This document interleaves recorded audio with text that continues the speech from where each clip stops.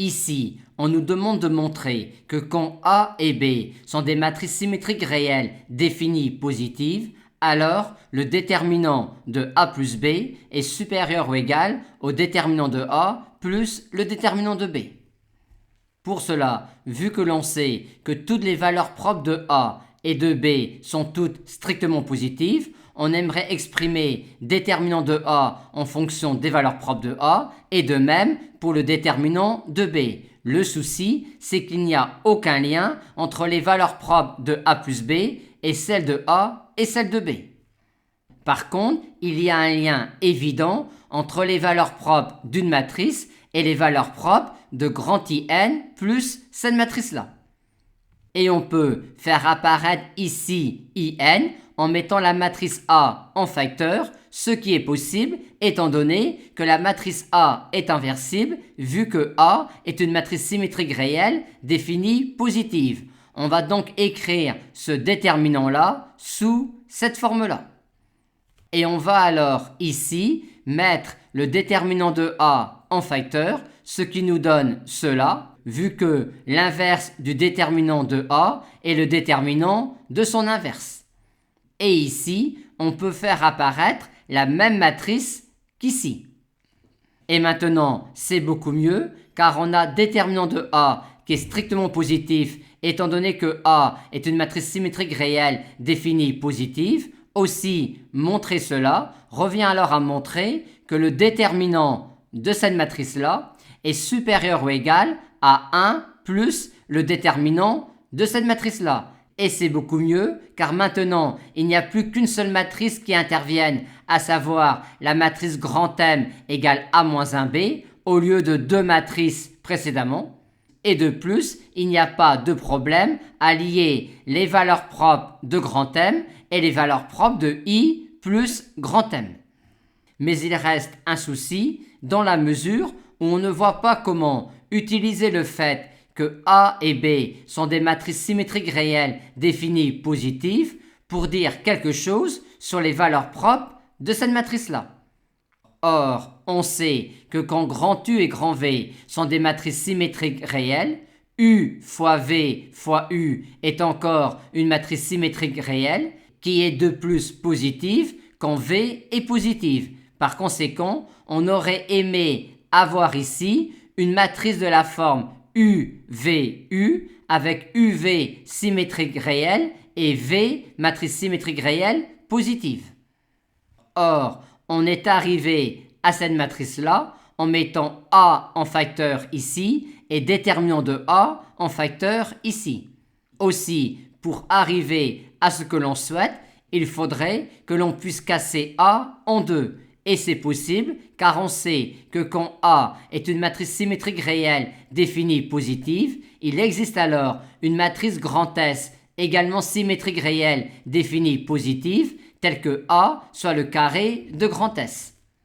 Et en remplaçant alors A par S carré, puis en mettant S en facteur à droite et à gauche, on obtient alors cette expression-là de cette quantité-là, et en écrivant maintenant que A c'est S carré et que déterminant de A est donc déterminant de S au carré, et en mettant déterminant de S en facteur à gauche et à droite, on peut écrire cette quantité-là sous cette forme-là, soit encore sous cette forme-là.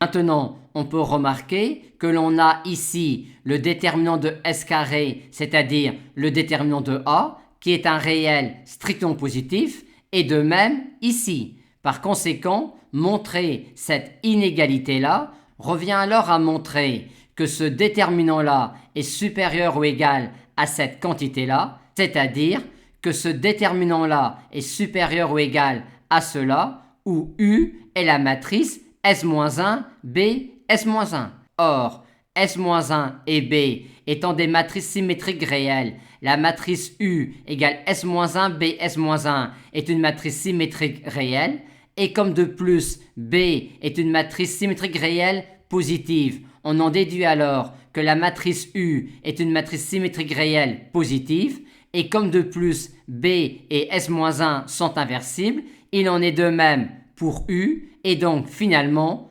U est une matrice symétrique réelle définie positive. Et on aura donc montré l'inégalité souhaitée si on montre que pour une matrice U symétrique réelle définie positive, on a une telle inégalité. Et c'est évident car en notant alors lambda 1, lambda 2, lambda n, les n valeurs propres de U strictement positives, montrer cela revient à montrer cette inégalité-là où lambda 1, lambda 2, lambda n sont des réels strictement positifs. Et c'est évident car ce produit-là est égal à ce terme-là plus des termes positifs. Cette inégalité-là est donc démontrée. Maintenant, on nous demande de montrer que l'inégalité reste valide si on suppose uniquement que B est une matrice symétrique réelle positive.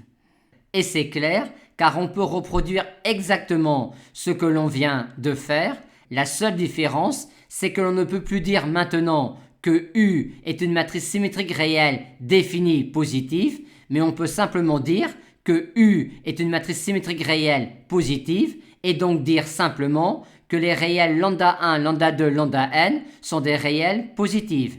Mais avec de telles hypothèses, cette inégalité-là reste valide. Et de plus, on nous demande de montrer dans cette situation-là, mais avec toujours A symétrique réelle définie positive, qu'il y a égalité ici, si et seulement si la matrice B est nulle. Cette implication-là est évidente, montrons la réciproque. Or, il y a égalité ici, si et seulement si il y a égalité ici.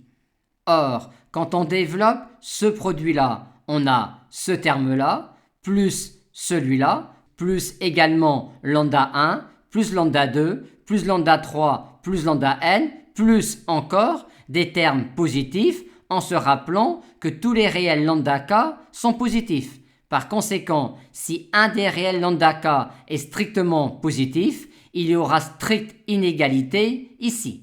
Aussi, y a-t-il égalité ici, si et seulement si tous les réels lambda k sont nuls, c'est-à-dire si et seulement si la matrice symétrique réelle U n'a comme valeur propre que 0, c'est-à-dire encore U étant diagonalisable si et seulement si U est la matrice nulle, et U est la matrice nulle si et seulement si B est la matrice nulle.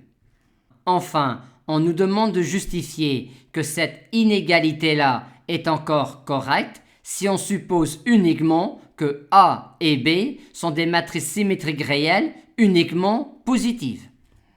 Et c'est évident par un argument de densité si on se rappelle que toute matrice symétrique réelle positive peut être vue comme étant la limite d'une suite de matrices symétriques réelles définies positives. En effet, dire cela, ce n'est pas plus compliqué que de dire que toute matrice diagonale à coefficient positif ou nul peut être vue comme la limite d'une suite de matrices diagonales à coefficient strictement positif.